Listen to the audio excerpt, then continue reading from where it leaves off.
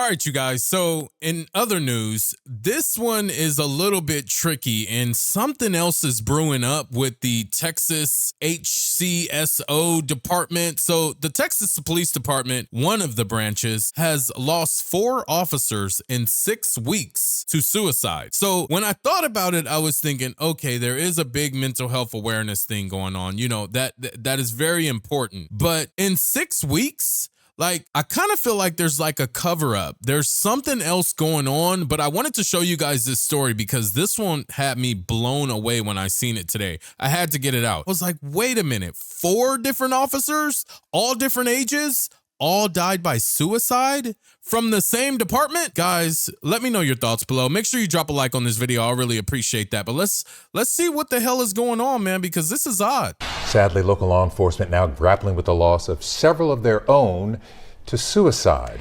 At Telling Truth, as suicide risks rank about 54% higher for those in law enforcement than the rest of the general population.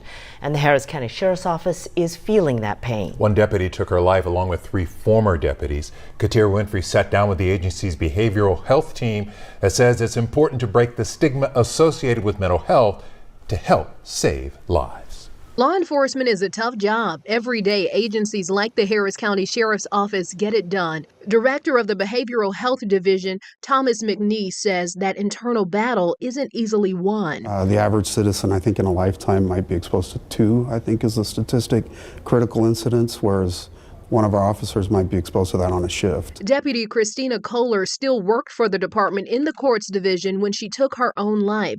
Harris County Sheriff Ed Gonzalez sharing his grief on social media, sharing news of other former deputies and retirees who also took their own lives in a matter of weeks. It's cumulative and it takes a toll over time. The Harris County Behavioral Health Division, McNeese says, is one of the first of its kind. Karen Altamirano and John Celius work full-time as peer support deputies. It's heavy, especially seeing people that are, it's hard on them. The pair work as a team, constantly connecting with peers, providing direction and resources during tough times like... Guys, I hate to stop the video, but how does this happen? So I kind of feel like there's something else going on. That's just my point of view. I feel extremely sad for the families of these officers that's, taking their own lives. But I feel like there needs to be more investigation. We can't just blame this on mental health. In 6 weeks, 4 officers, what is going on? What in that time frame or prior to that time frame, what were they exposed to that would cause them to take their own life? Like, guys, I'm being honest here. Like, I need to know your thoughts down below in the comments. What happened? Like, how does this happen? How does something like this happen?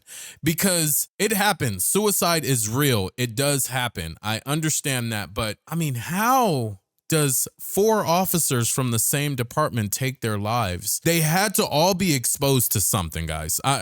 It's my thought. This critical incidents or just life. Because we recognize that we've both been at a point in our career to where we felt alone. The losses are felt across agencies. Houston Police Officers Union President Douglas Griffith says HPD has had its share of losses just like this. We do everything we can to minimize the threats that these officers face, but you can't always face the threat that's within. He says from the first day at the academy on, officers' mental health takes priority, but sometimes it's not enough, as what they see daily often carries an unbearable weight. There may have been signs that we had missed, and then that torments us. Mental health and conversations around suicide still carry a stigma, and McNeese hopes these losses provide a spark to break that stigma. It's okay to not be okay, but it's not okay to not do something about it. You don't want to stay stuck there. Reporting in Houston, Katia Winfrey, KHOU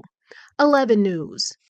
A powerful message and an important one, Katia. I'm going to keep this suicide prevention right up on the screen because a lot of people need to see it. And if you are going through anything, please reach out for help. Guys, I just don't understand. Like they're explaining, like the guys and ladies in this interview, they were explaining that these officers are exposed to things on the daily, and they are. But the young lady that took her life in this most recent case was a deputy court clerk. What was she exposed to? Like, I mean, yeah, you might have a belligerent, crazy person inside of the courtroom. You might have a crazy maniac in the courtroom.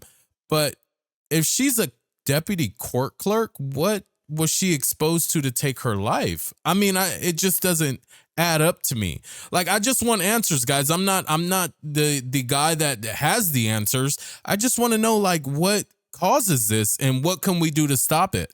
Like, as a country, as a whole, as a community, what can we do to stop it? That's my thoughts. I want to know your thoughts down below, guys, because this one actually had me blown away. This one had me blown away, guys.